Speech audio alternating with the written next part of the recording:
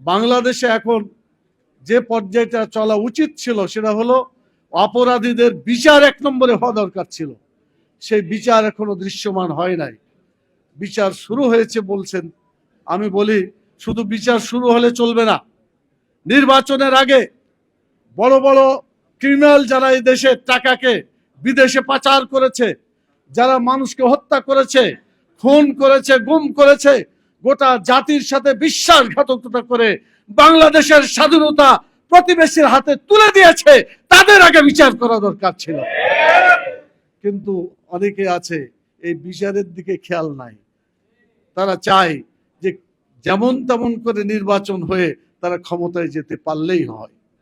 আমরা একজন ফ্যাসিস্ট সরকারকে বিদায় করেছি, নির্বাচনের মাধ্যমে অন্যায়ভাবে আর একটা ফ্যাসিস্ট সরকার বাংলাদেশে আসুক, জনগণ এটা হতে দেবে না। আমরা নির্বাচন ব্যবস্থাকে সুন্দর করার জন্য বলেছিলাম যে আগে সংস্কার হোক, আগে বিচার হোক। আমরা বলেছি পিআর পদ্ধতিতে নির্বাচন করার জন্য। আমরা বলেছি প্রবাসী লোকদের যারা আছে, রেমিটেন্স যোদ্ধা যারা বাংলাদেশে কোটি কোটি ডলার আমাদের দেশে দিয়ে আসছে, সেই রেমিটেন্স যোদ্ধাদের এখনো তাদেরকে ভোটার করা হয় না। আমরা বলছি তাদের ভোটার করতে হবে। সেই প্রক্রিয়া করার জন্য যে সময়টুকু লাগে তার দিতে হবে। নির্বাচন রমজানের আগে হোক, কোনো আপত্তি নাই, কিন্তু অবশ্যই জনগণ যে দাবি করেছে এই দাবি পূরণের পরেই নির্বাচন হতে হবে, অন্যথায় বাংলাদেশের নির্বাচন সুষ্ঠু হতে পারে না। আজকে ওয়ার্ডে যান, ইউনিয়নে যান, উপজেলায় যান, বিভিন্ন জেলা পর্যায়ে যান, সেখানে কিন্তু নির্বাচিত প্রতিনিধি নাই। আপনারা জানেন নির্বাচিত প্রতিনিধি সেখানে নাই।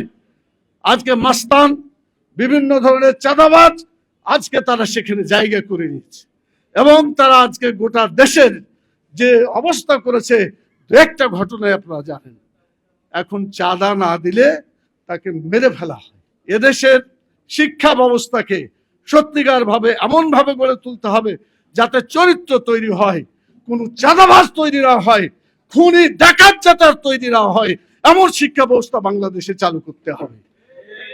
সর্বশেষ কথা বলে আমি শেষ করতে চাই, কারণ 5টায় জামাত, সেজন্য আমি কথাকে একেবারে শেষ করছি।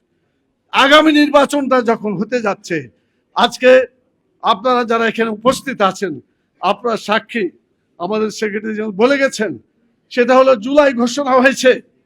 এই জুলাই ঘোষণার মধ্যে এটা একটা অসম্পূর্ণতা আছে, যেগুলা বাদ চলে গেছে সেগুলোকে অন্তর্ভুক্ত করতে হবে।